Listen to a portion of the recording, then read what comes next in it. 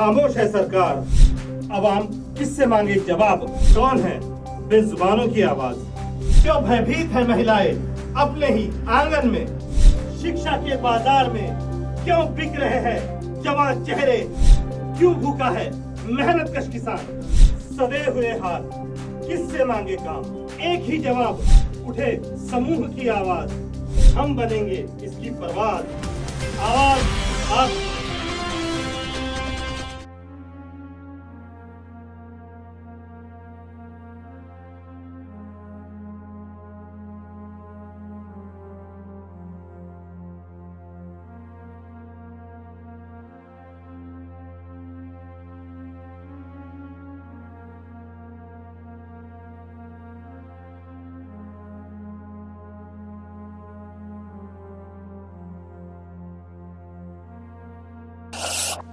आवाज India TV में मैं ओमराज सरदार आप सभी का स्वागत करता हूं। आवाज इंडिया टीवी चैनल आवाज आपकी इस प्रोग्राम के जरिए उन लोगों के बीच जाकर उनकी आवाज में अपनी आवाज मिलाता है जो वाकई अपने हकों के लिए लड़ रहे हैं। ये वो लोग हैं जिनकी आवाज बिल्कुल भी सुनी नहीं जाती है। आवाज इंडिया टीवी चैनल आवाज आपकी इस प्रोग्राम के जरिए उन्हीं की आवाज को बुलंद करता है। आज हम लोग वर्धा डिस्ट्रिक्ट के हिंगन घाट तहसील में और हिंगन घाट तहसील के तालुका ऑफिस में हैं। यहाँ पे काफी सारे लोग सभी भीम सैनिक इकट्ठा हुए हैं अपनी मांगों को लेकर। 1965 में इसी हिंगन घाट तहसील में एक स्क्वायर के तहत डॉक्टर बाबा साहब अम्बेडकर की प्रतिमा का अनावरण किया गया था। उस पुतले को वहां पे लगाया गया था और उस पुतले के पीछे की जो जगह है वो जगह उस वक्त का पूरी तरह खाली थी। तब से ये लोग मांग कर रहे हैं कि उस जगह का उपयोग अम्बेडकरी जनता के लिए और सभी लोगों के लिए उस जगह का इस्तेमाल होना चाहिए। लेकिन प्रशासन हर बार डिले करते जा रहा है, हर बार कुछ ना कुछ बहाने करके टाल दे रहा है। अभी कुछ बात ऐसी चल रही है कि प्रशासन उस जगह को किराए पे देना चाहता है और ये सारे लोग नहीं चाहते हैं कि वो जगह किसी और के अंडर में जाए। इसीलिए ये सारे लोग तहसील कार्यालय पे अपना आंदोलन, अपना मोर्चा लेके आए हैं।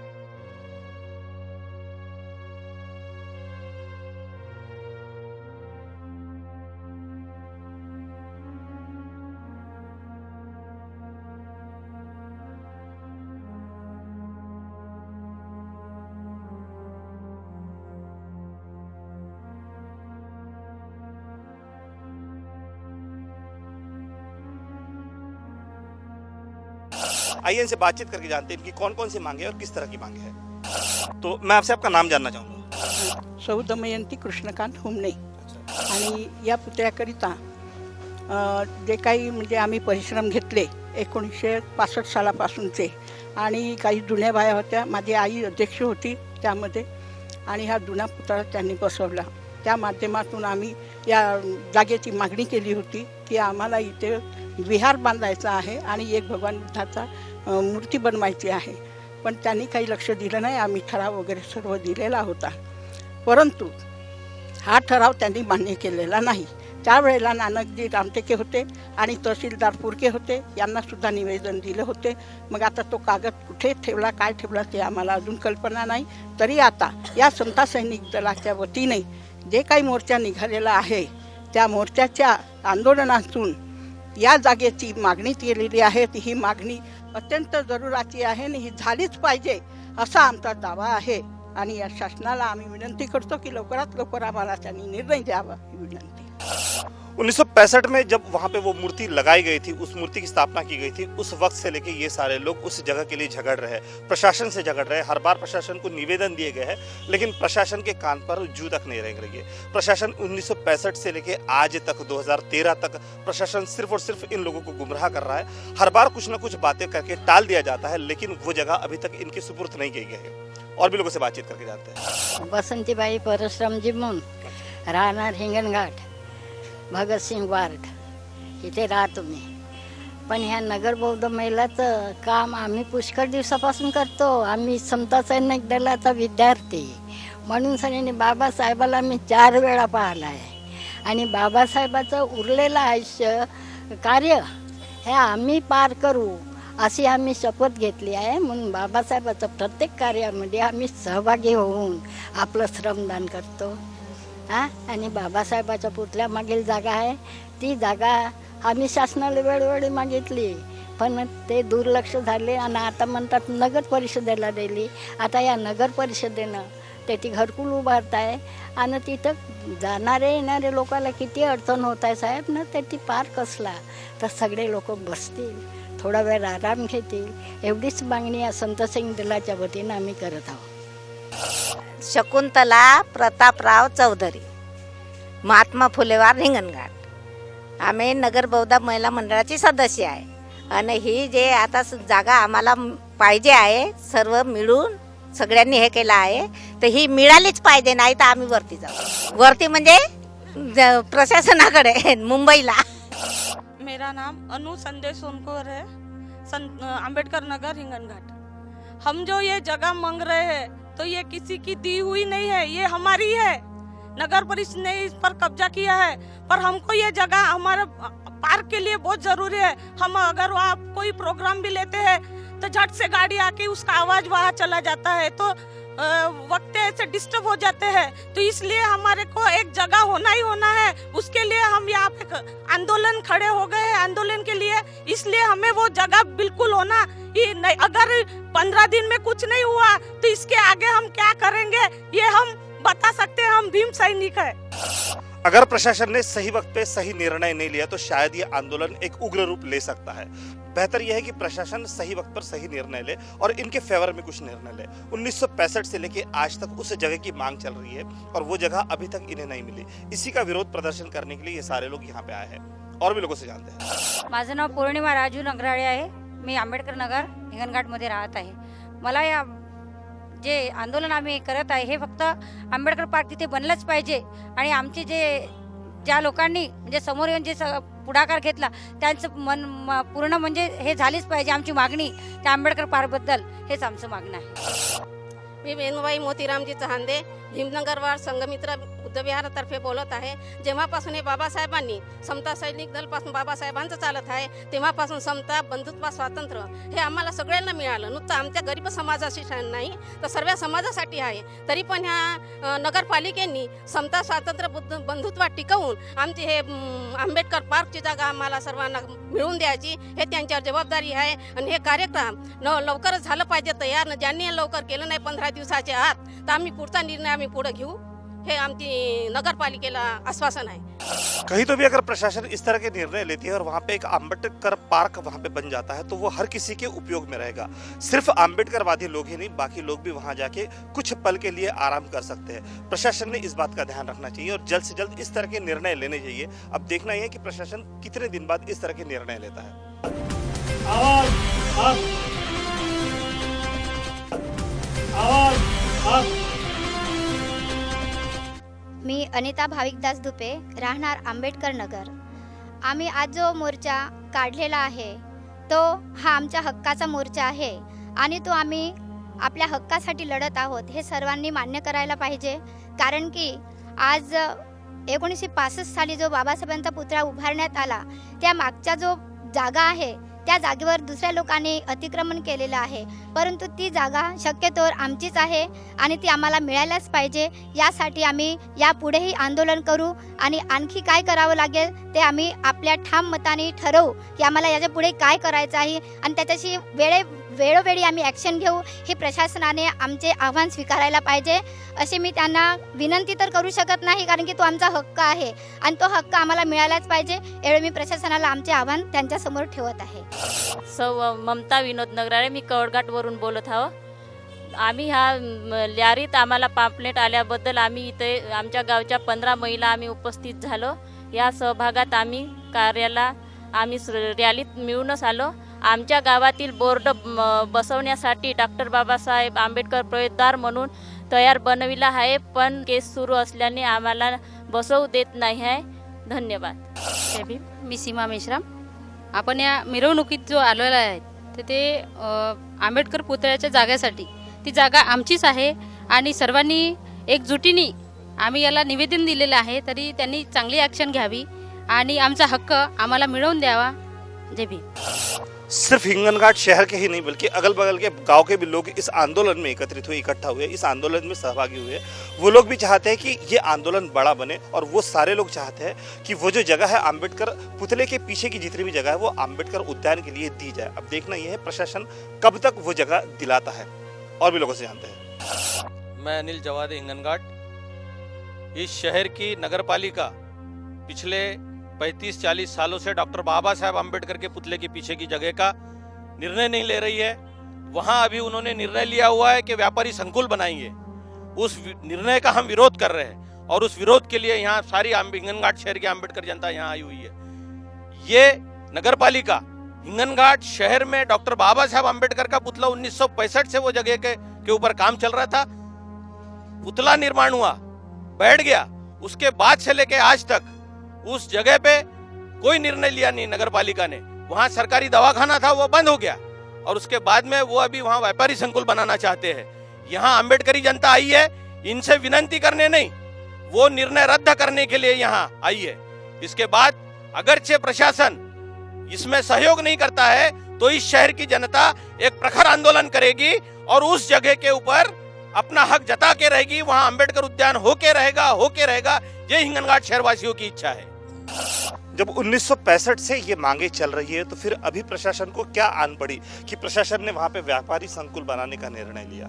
अगर 1965 से ये लोग मांग कर रहे हैं तो फिर प्रशासन ने अभी तक ये जगह अंबेडकर उद्यान के लिए दे देनी चाहिए थी। वैसे भी इस हिंगनघाट शहर में उद्यान काफी कम है और शहर के बीचों बीच अगर एक बड़ा उद्यान बनता है तो इसमें गलत क्या हो सकता है। लेकिन फिर भी प्रशासन कहीं तो भी इस बात को टाल रहा है। देखना है किस तरह के निर्णय और कब तक ये निर्णय लिए जाते हैं कि वो जगह अंबेडकर उद्यान के लिए दी जाती है। मैं मोहम्मद रफीक, पत्रकार, पूर्व नगर सेवक, पूर्व RPI शहर अध्यक्ष अठोले ग्रुप। ये विषय आज से 5 साल पहले नगर पालिका में आया था। उस ठराव को एकमात्र विरोध मैंने किया और ठराव गिर गया। वहाँ कॉम्प्लेक्स का जो विषय आया था वो तकरीबन 2004 से चालू है। BOT के माध्यम से शासन ने वहाँ 1.5 करोड़ रुपया पहले ही उस कॉम्प्लेक्स के लिए दिया हुआ है। आप सभी के जानकारी के लिए बता दूं कि वहाँ पैसा आके पड़ा हुआ है। इन्होंने सिर्फ अपने फायदे के लिए BOT तंत्र का उपयोग किए। BOT मीन्स ठेकेदार बनाएगा, माल खाएगा, इनको इनका हिस्सा देके जाएगा। ये तर्ज पर उस पूरे एरिया का अघोषित सौदा उस वक्त के तत्कालीन नगराध्यक्ष ने किया है। और इस शहर का दुर्भाग्य ये शोकांतिका इस समाज की, आज नगर पालिका में 6 रिप्रेजेंटेटिव आपके हैं और आपको यहाँ आना पड़ रहा है। ये दुर्भाग्य है। आप लोग अभी नहीं चाहते तो कभी नहीं जीतेंगे। ऐसे लोगों को नुमाइंदा बना के देते ही क्यों हो जो आपकी बात उस सभागृह में नहीं रख सकते। मैं अकेला विरोध करके उस ठराव को गिरा सकता तो 6 लोग ये नहीं कर सकते। मेरा सभी से सवाल है, आंदोलन होते हैं और आंदोलन अपने हक के लिए होने भी चाहिए। आपके सामने मिसालें, सामने कॉम्प्लेक्स है, आप इसको मुंह करके कॉम्प्लेक्स बता सकते हैं। मैंने हिंगनघाट नगर पालिका के 5 व्यापारी स्कूल के ऊपर स्टे लाया सन 2011 में। कलेक्टर से लाने के बाद में 308 में जाने के बाद में कलेक्टर से वो जीते, मैं वापस हाई कोर्ट गया, खुद के पैसों से वापस लाया। वो स्टे आज भी कंटिन्यू है। और आप इस विषय को बाकायदा 308 और 319 के माध्यम से कलेक्टर के पास ले जाकर स्थगिति ले सकते हैं। ये उप विभागीय कार्यालय से कोई मदद नहीं मिलेगी स्टे के लिए। मेरा सभी आंदोलकों से यहाँ जो इस आंदोलन को लीड कर रहे हैं, जो इसको नेतृत्व दे रहे हैं, उनसे यह अनुरोध है कि कृपया उन्होंने कायदे के ऊपर उंगली रखकर काम करना, सफलता 100% मिलेगी। दूसरा विषय यह है कि आप जब तक कलेक्टर के पास में जाएंगे नहीं वो ठराव रद्द होगा नहीं। और ठराव रद्द करने का अधिकार उप विभागीय अधिकारी को नहीं है।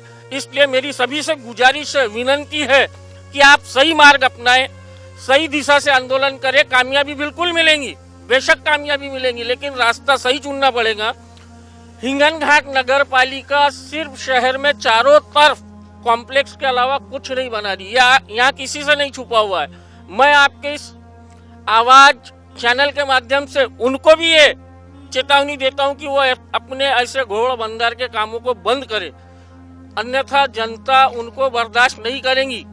और मैं पहले भी इस यूनिट से जुड़ा था, आज भी और आगे भी रहूंगा। यही में। तो इस यूनिट को, इस आंदोलन में आप किस तरह की मदद करोगे इन लोगों को? मैं डॉक्यूमेंट से लेके हर चीजें इनको प्रोवाइड करने के लिए तैयार हूँ। उस जगह के डॉक्यूमेंट्स मेरे पास में है। वहाँ वो जगह नजुल सरकार, उसके बाद में नगर पालिका इंतजामिया, नगर पालिका के मालिकी की जगह नहीं है। वो जगह पर नगर पालिका सिर्फ केयर टेकर की भूमिका में है। वो बिना यूजर चेंज किए हुए, बिना उस जगह का पर्पज चेंज किए वहाँ कॉम्प्लेक्स नहीं बना सकती। कॉम्प्लेक्स वैसे भी इलीगल है वो, और अगर यहाँ से नहीं हुआ तो मैं पर्सनली इस विषय को लेकर 308 में जाऊंगा। इनके कहने के हिसाब से अगर वो जगह नजुल की है तो फिर नगर पालिका अपना हक जता रही है, तो वो क्यों जता रही है? नगर पालिका उस जगह पर कॉम्प्लेक्स क्यों बनाना चाहती है? क्या नगर पालिका के इतने बुरे दिन चल रहे हैं कि उन्हें कॉम्प्लेक्स खड़े कर करके अपने पैसे जमा करने पड़ रहे हैं? क्या शहर से उन्हें टैक्स नहीं मिल पा रहा है जिस वजह से वो इस तरह के निर्णय ले रही है? हर जगह ये कहा जाता है कि शहर के सौंदर्यीकरण के लिए जगह जगह पर बाग बगीचे होने चाहिए, फिर ये लोग अगर बाग बगीचे की मांग करती है तो वहाँ पे टाला क्यों जा रहा है? ऐसे बहुत से सवाल उठते हैं। आवाज